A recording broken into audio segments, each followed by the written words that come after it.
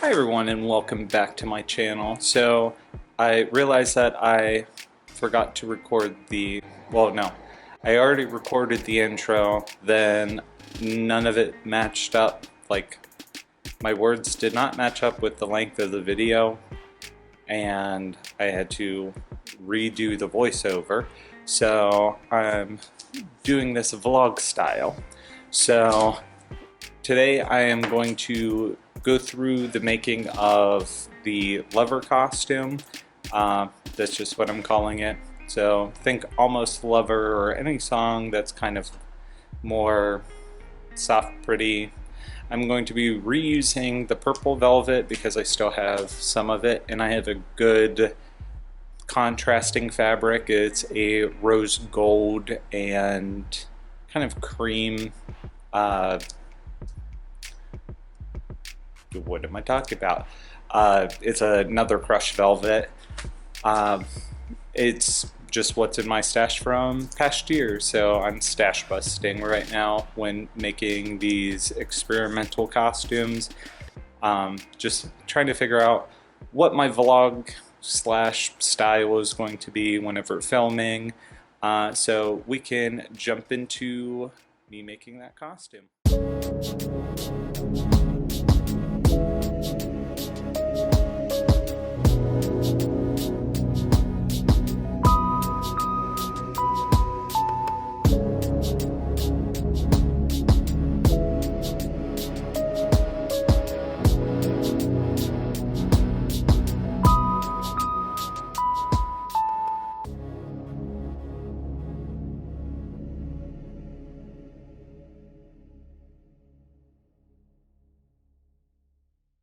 Okay, jumping right in, and I am redrawing out where I want my waistbands to be because I forgot to start recording whenever I started drafting everything. So I'm figuring out where I want everything to go. I pulled out the iPad just to see where I had previously drawn the lines. I'm trying to gauge what angle I want this center piece. It's kind of like a plastron to be because of not wanting to get too close to the neckline. And then I'm trying to mirror the angle slightly on the brief portion, figuring out how much I want the gold to be on the side. So I decided that I wanted it to be almost a quarter of what the actual bottoms are. I decided that I did not want the purple band that goes across to be as thick as it was, and then I've already drawn in seam allowance for my neck hole. My pattern doesn't include the neck hole because I can bind it with bias binding or a stretch bias or a stretch binding. Sorry. So cutting that out. And then you'll see this costume is constructed differently. It uses more like quilters techniques versus what you would traditionally do. So if I ever sewed this again, I would much prefer if I separated the sharp corners out. They just get really finicky inside of stretch fabrics. So I am matching up the back so that I can make this the same. Like I'm lining up where those seams are going to meet up at.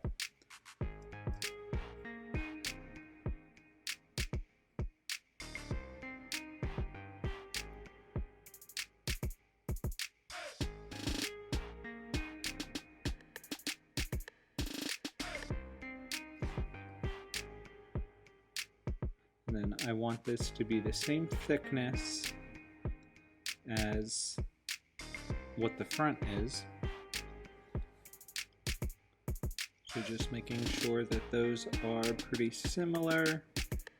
Now I'm going to put the back keyhole in. So I'm like halfway off the camera right now. I'm figuring out where, like how far in do I want it to be, how large do I want this keyhole to be, and then just rounding that teardrop shape out. Then I can cut it out.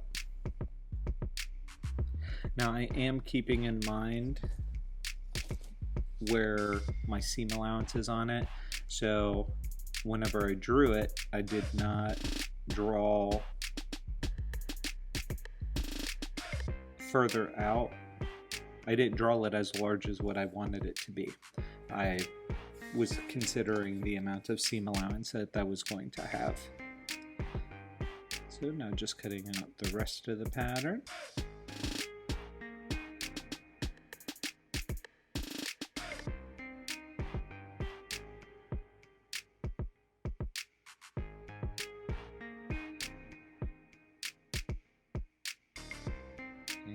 Now I am marking on them how much seam allowance to add, labeling them.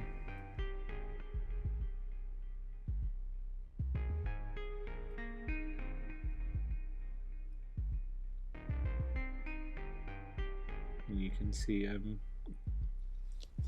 I'm putting on some of them TR and circling it. That's just signifying what color of fabric it's being cut out of. And then this lovely center plastron bit that goes right into the waistband without a seam in between.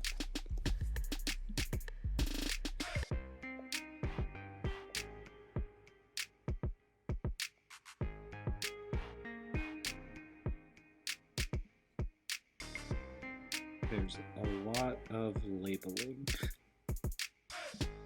This is nowhere near as much as labeling that I had to do.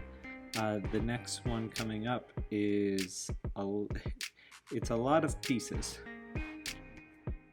So I'm using the leftovers. I'm using the leftovers from the Remembrance costume. And though it looks like everything's kind of sideways and disoriented, it's actually on the straight of grain.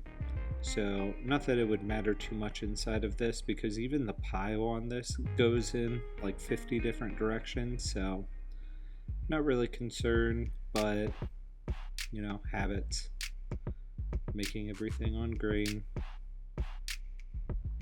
It's just the way that the Remembrance costume was cut out.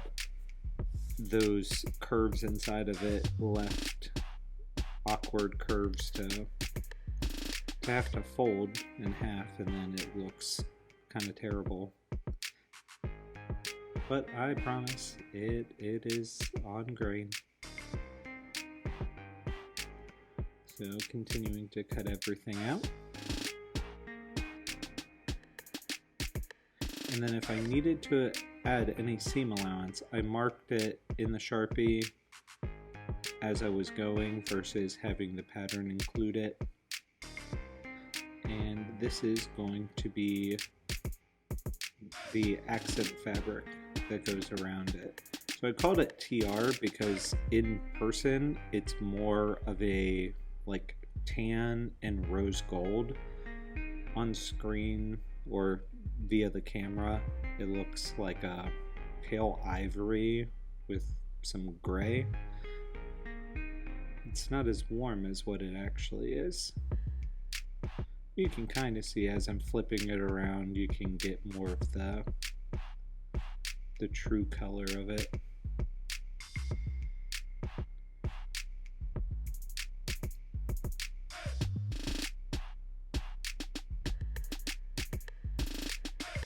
And you can see, since I already marked the seam allowance out on that, I went right along this side of it. This one I'm just lining up and making my line.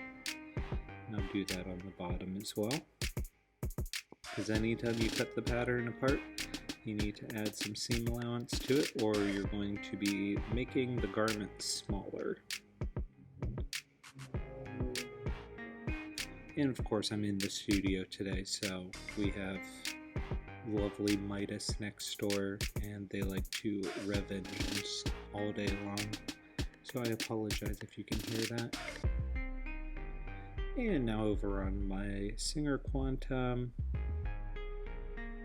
I love that it has it's not an automatic needle threader, but it it threads the needle for you. But that only works if you're using a single needle, so when I use twin needles I still have to suffer through threading it, back stitching it. Now technically the seams that I'm sewing right now I could have just done on the serger. Ask me why, I don't know. It's been about 3 weeks since I sewn this costume. I already made one voiceover for this with kind of like the last style where I was in the camera while trying to watch it. Tried editing it and for some reason none of it was matching up, so figured I'd just do it again. So understanding everything that I did, I don't remember why right now. So the rosy crushed velvet, it's not real heavy, so my needle shoved it into the machine, so I was struggling with it a little bit. So I just sewed that little line, keeping in mind what the seam allowance is, and I sewed up the one side. Now I'm going to sew all the way down to meet that stitch line. So I do it one way and then I come back the other way. That way I can clip where the corner is so I can get it to lie flat. So now I just met up with where that other stitch line is. Now I'm just flipping it around, and I'm just going to re-secure that, since the first time I did it I had to start further in so that the fabric wouldn't push into where the bobbin casing is.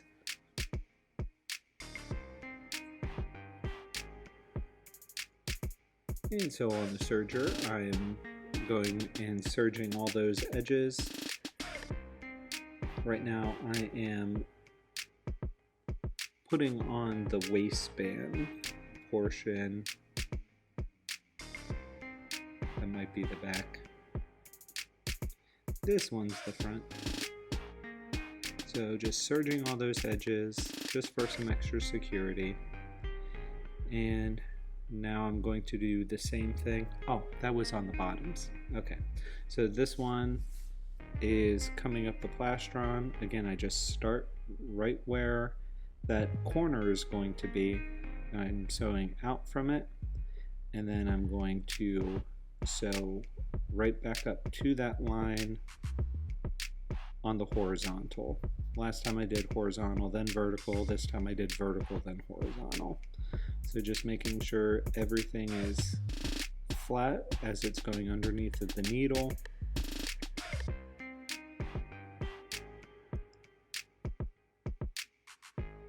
And then it creates a nice sharp point. So now I'm just gonna sew right off the edge of it. So I'm not thinking about doing it all in one swipe. I do one corner, or I do one side then the other side while attaching them. And clipping my threads in between. It's always great practice to clip your threads. Then you don't have so much to do when finishing the garment or the costume. I will be doing some garment sewing, maybe some like cosplay recreations and like daily wear, so like Disney bounding but for daily life. So just character bounding or whatever realm you want to be in. So now I'm just sewing the top and bottom together, and this is on the front side, and then I get to do everything over again for the back side.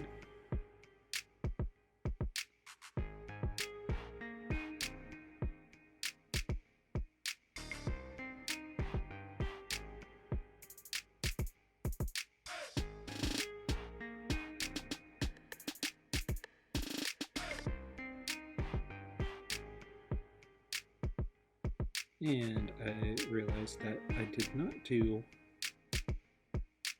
the other side. I didn't serge it whenever I did the other one. Now I am sewing the back together.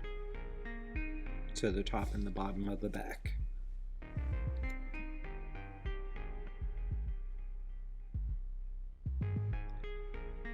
Now I'm sewing up the side seams, just trying to make sure that all of the different seams match up.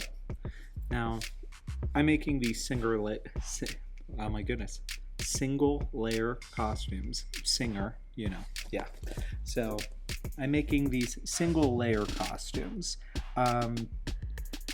If you're doing this much patchwork, right now one of my threads broke and then just slid right through. But if you're doing this much patchwork or really any color blocking, I would mostly suggest that you put a lining inside of it. Not that this fabric is heavy enough that you don't really need a lining, but just so that you're not having to serge everything. When serging the two together, it's harder to match up your seams in your color block.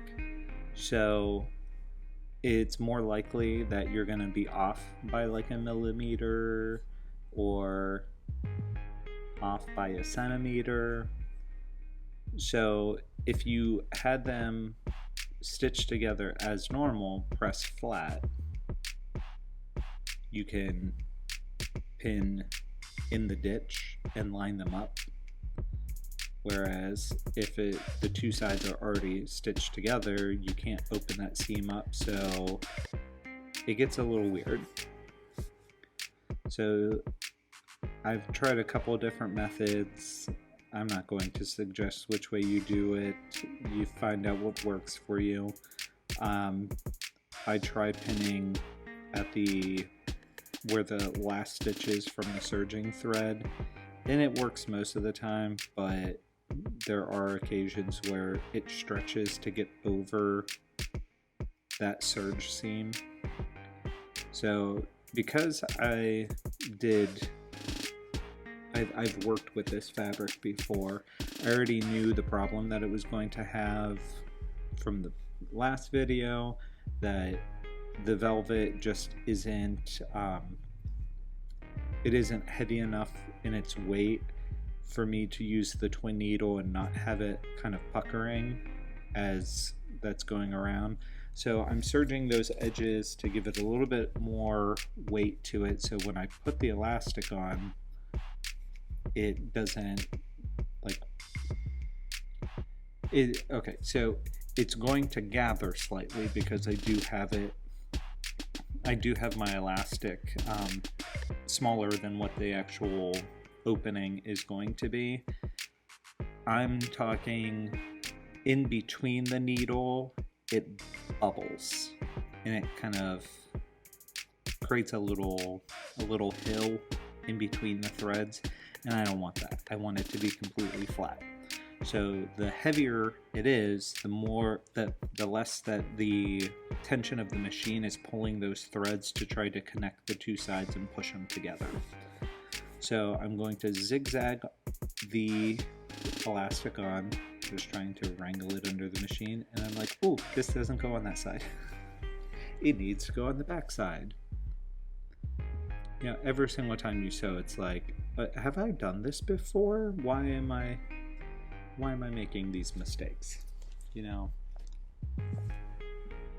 I did 10 years plus sewing, and actually more than that, but you know, and every time you go to the machine, it's like you forget what's going on inside of, like, what am I supposed to do anymore? So I'm just going to zigzag all those all the way around. I'm not sure if I filmed me doing every single one. I'm trying to cut out repetitive steps to make them shorter because, you know, the hour and 20-minute drafting video, that's all. I don't want it to be that long. And these go together fairly quickly, so you don't need to see me stitch elastic on every single seam. And guess what? I did. But you notice I did cut out me sewing every single seam,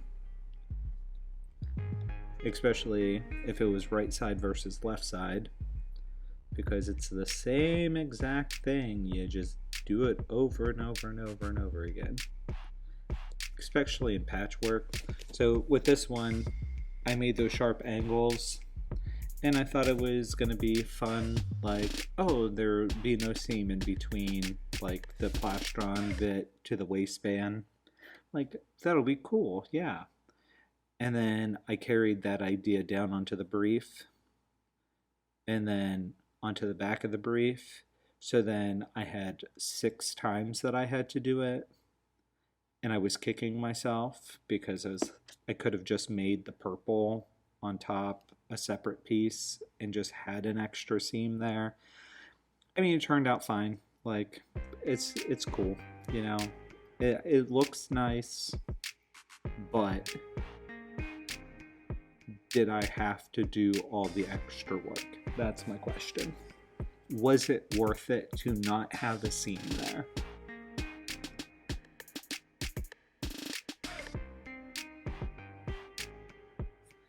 So continuing putting all of the elastic on. And now I'm using the twin needle, and I'm going right around the edge, just catching the elastic on the back side. I think that one was the keyhole, if I'm not mistaken. Yeah, because that's an armhole right there. Maybe.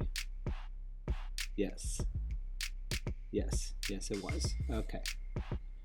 I'm glad I can see what's going on with it. So just doing all of the top stitching with the twin needle.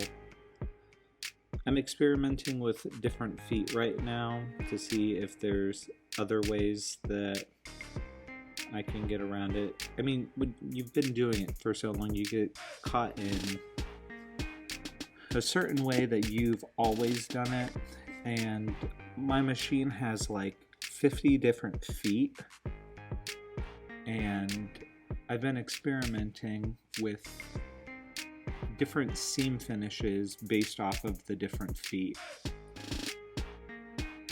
because honestly I only change my presser foot out if I'm doing a zipper versus just sewing normally. I normally have that foot on there 99% of the time until I do a zipper, and that's the only time I switch it out. So I'm putting the collar on, which is, I think, the last step of the process.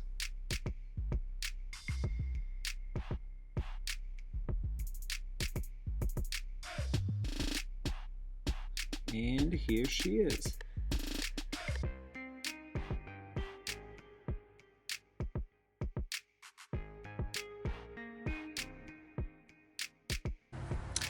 Okay, so you can see that, like, the seams mostly match up. The corners could be a little bit more pointy, but again, trying to use a quilter's technique with stretch fabric, not always the most fun thing to do.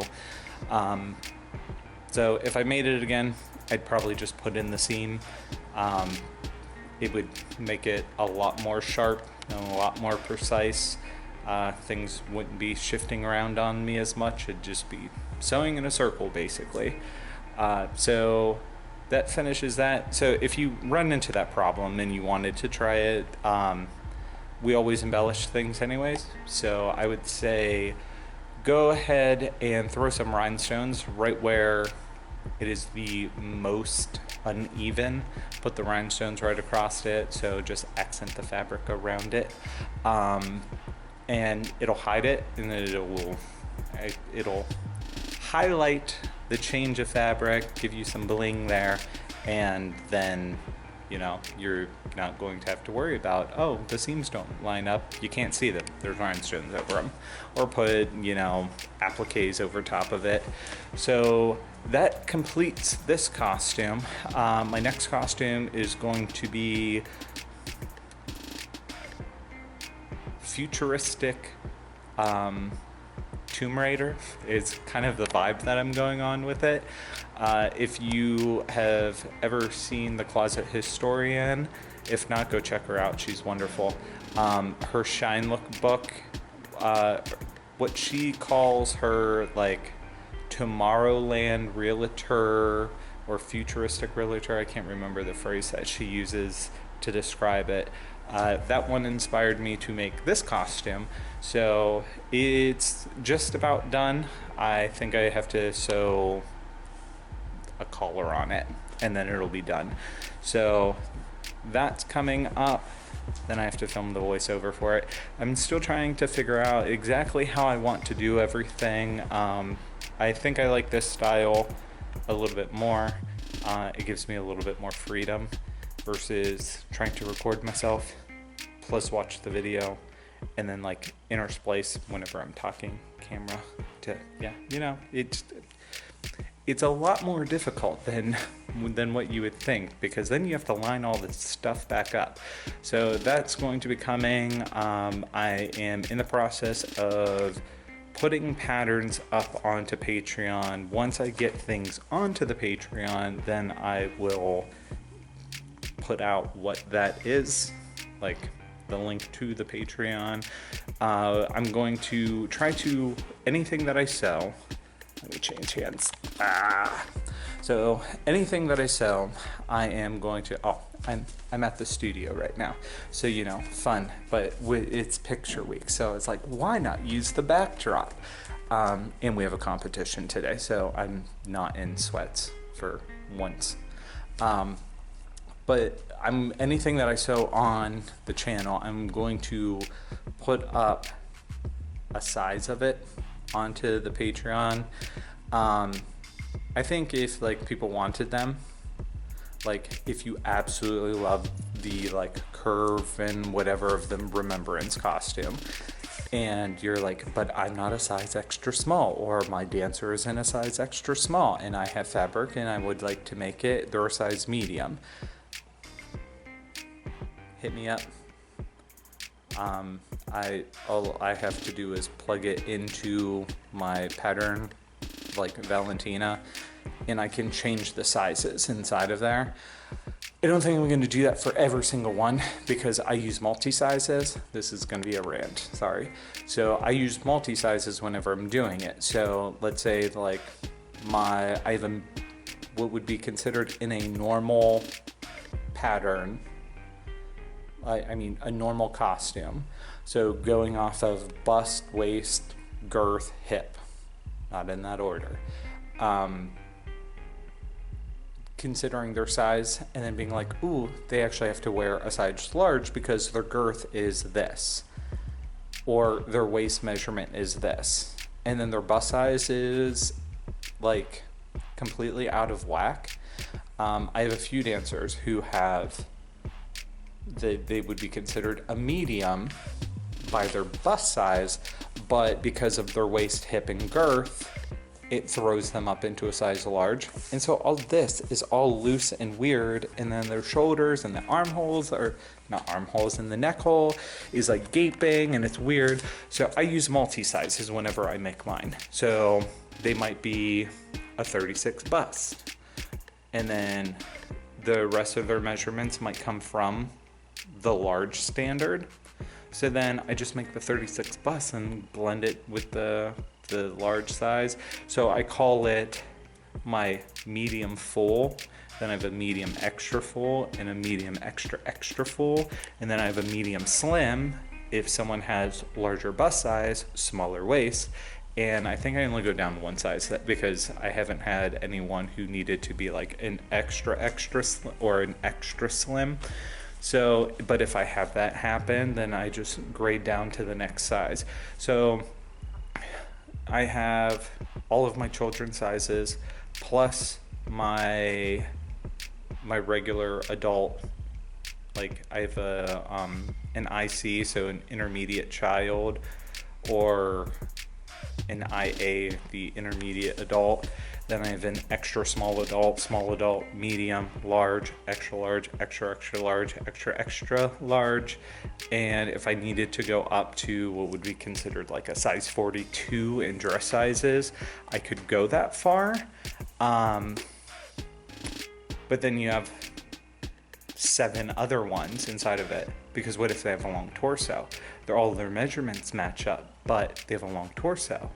So then I have long and I have also short inside of the standard measurement, so that they don't have to wear a size medium just to accommodate girth, you know? So I have a lot of sizes is what I'm trying to say. Just a real roundabout way of me saying I have a lot of sizes. So with that being said, for every one size, I have 7 sizes for different accommodations. So take that, times that by the amount of sizes, is too much to put up on one, you know, because I mean, all I have to do is load them in. Yeah, it's a quick and easy thing, but it's just more time consuming. So if you want one and here's what I'll do. Mind blowing. I'll do what I do inside of whenever you're selecting costumes for me, like to buy from me. They look better than this one. This was an experimental thing that I was trying.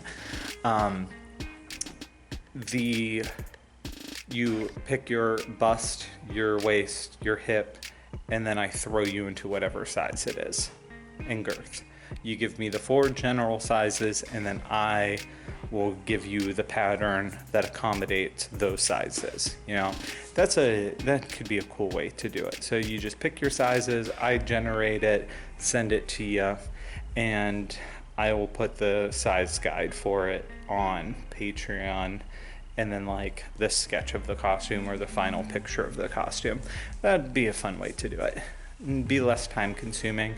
It just means that whenever you sign up for my Patreon, then you send me the message. Patreon will tell me that, hey, this is what you want, and then I can get that out to you. I am going to be starting garments. I have one more costume that I'm going to make, and it's going to be a 2-piece, not a 1-piece. So fun there. Just a different consideration whenever looking at the body, really taking into consideration under bust measurements and everything too, and then making waistbands and making sure that they don't roll and do all the fun things. Then I have 2 kind of sweatpants / yoga pant type things. Both of them are historical-ish, so interesting. Well, one's a culture piece. The other one is historical. So it's, like I said, taking, wait, did I don't know if I mentioned it in this one. I said it sometime. So going forward, I'm going to be doing costumes plus, like maybe some cosplay stuff and some real life like garments, like making sweatpants or a sweatshirt. I have a sweater, not a sweater. I have a hoodie that I want to sew that doesn't fall underneath of costuming, but it's Harry Potter, so you know, like, why not? Like, is this gonna? No, it's not gonna show you. Everything. Normally at comps, I wear Harry Potter, but I was feeling lazy today. So yeah, so I have some general sewing that I want to do as well, not just costumes, because how many people are actually sewing all of the dance costumes, you know? Like, people like to wear clothes, not dance costumes all the time. So, I mean, they're useful for whenever they're useful. But I want to sew some actual things that I can wear, because I ain't putting on one of those costumes. So, that should wrap up this video. And if you have any questions, leave them in the comment section below. If you like the video, then like the video. Wow, I'm catching some darkness. So if you want to see more in the shenanigans that I'm about to get up to, then hit the subscribe button, and I will see you next time.